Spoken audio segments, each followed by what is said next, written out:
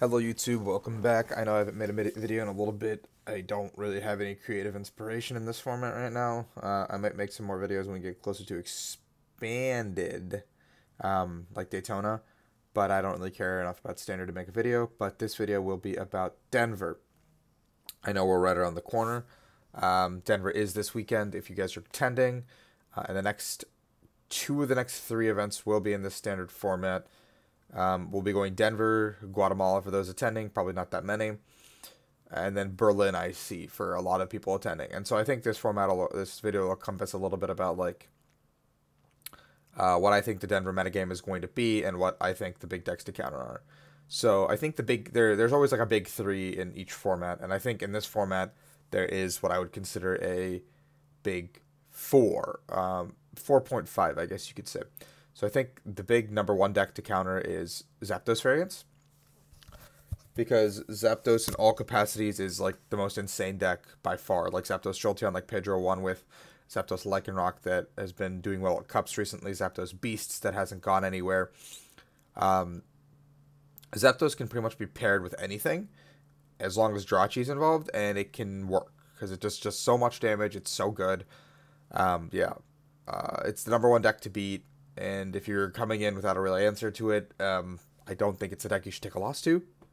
The number two deck, I think, is Pikarom. The list that looked like what Jose Morero played in Australia has kind of been phased out of the metagame, because that list is kind of a lot of all-in, no real answer to Zapdos decks, no real answer to Zoroark decks.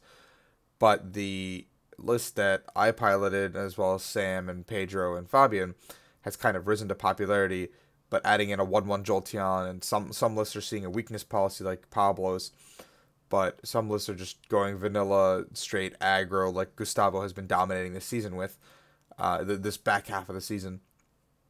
So I think you should expect that kind of Pikazek, and I think the deck is very good. It's personally my favorite deck heading into this format because of how aggressive it is, and sometimes you just do what you need to do better than other decks. The third of the big three, I think, is Zoroark / Zoroark Lucario. Zoroark has been coming back into prominence without its companions because it is more consistent.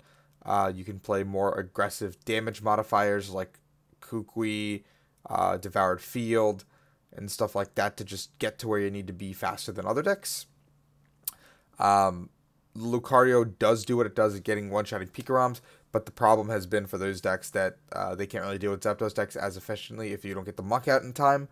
And Zapdos decks are now sporting a one-of copy of Wobbuffet, so if they can kill your Grimer as well as get the Wobbuffet down, your Ditto kind of doesn't do anything. So Zoroark is making a comeback, and Zoroark Lucario is kind of falling on the wayside.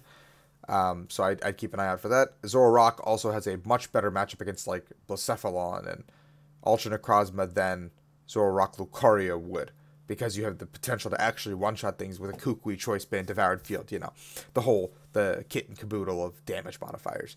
The fourth in the big 4.5 is Ultra Necrozma Malamar. The deck hasn't really gone anywhere. Malamar's always been good because if you can set up and get a bunch of Malamars out and do what you got to do, Malamar's one of the best decks at doing that. That being said, it does still have a bad Zapdos matchup in my opinion, especially now that Jolteon is making its way into most lists. But I think it's still a safe enough play to bring if you are expecting to walk out with some points, or just counter some Zoroarks pretty heavily. Or it's your comfort pick of choice. Like, why not? Just bring it. The 0.5 and the 4.5 is Blacephalon. I think Blacephalon's a bad and linear deck, but others have continued to find success with it on the back of double Let Loose. So Blacephalon is it's a very linear deck. There's nothing like crazy about it. You attach energies, you Mind Blow, and you B-String, you get Naganadels. There's no surprise in what you're going to do to your opponents, ever. Like, it's a very cut and dry, I'm doing this, please stop me kind of deck. And in combination with the two Let Loose they play, it is mainly focused on having you stumble for a turn, because I think every single one of the big four decks should be able to beat it. That being said, sometimes the results don't show, because Blacephalon does get away with murder in the form of Let Loose, and then kind of just watching the cookie crumble. So that's why I put it as 4.5, the big 4.5.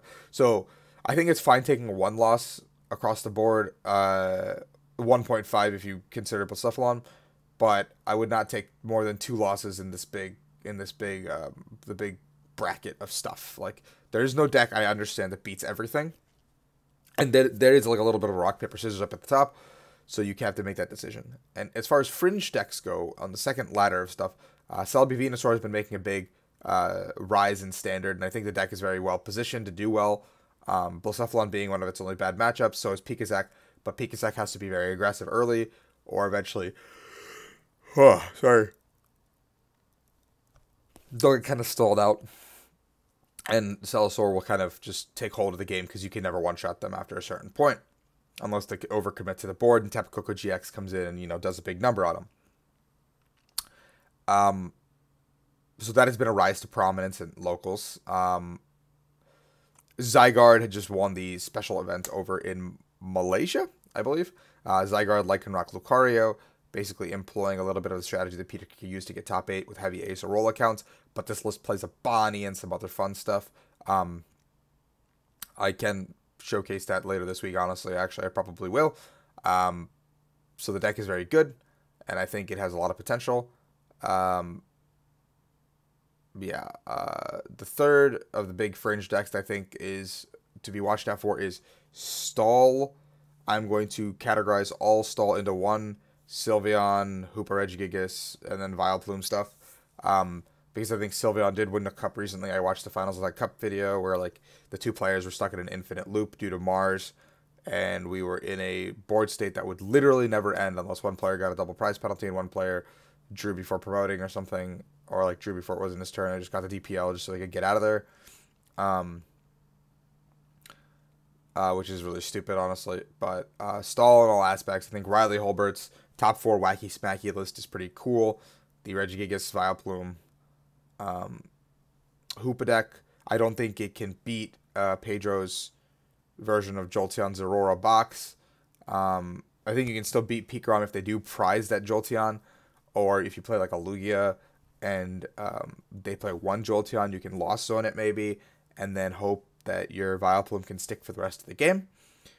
But that being said, both are like not concrete answers to the metagame, and I think it is a fringe deck for that reason, because I think that more decks are aware of what is on the radar and how to deal with it.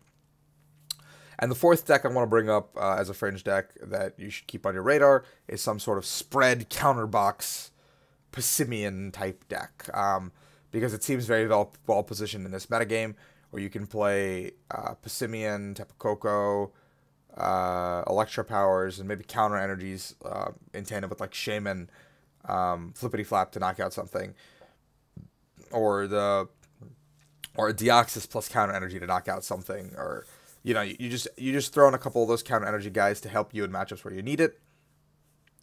And against Zoroark, you become a Passimian deck, and against like Pikarom and stuff, you can also become a Passimian deck. But against Zapdos, you're just a Tapu Koko deck that Electro Power Flying Flips for a lot of damage. And Flippity Flap lets you have a one-shot back onto a Zapdos, and it's just a good card overall, I think. So yeah, some sort of counterbox could be good. And then I think that's pretty much like every main big deck that I wanted to cover going into this metagame. I know it's a little bit stale, and we've kind of reached the point where these are the big decks, and these are the decks that are going to be doing well. But until the next set drops, we can't really tell how much better yellow is going to get or what the new cards will do. So that is my assessment on the Denver metagame. Good luck to everyone going. I will be there personally. If you guys know any fun stuff to do in Denver, let me know in the comments below. I get in Thursday night, so I'd like to go out and do stuff on Friday, explore the city maybe a little bit. But yeah, if you guys enjoyed the video, please give it a like. Please give it a subscription. Yeah, that's the word I'm looking for.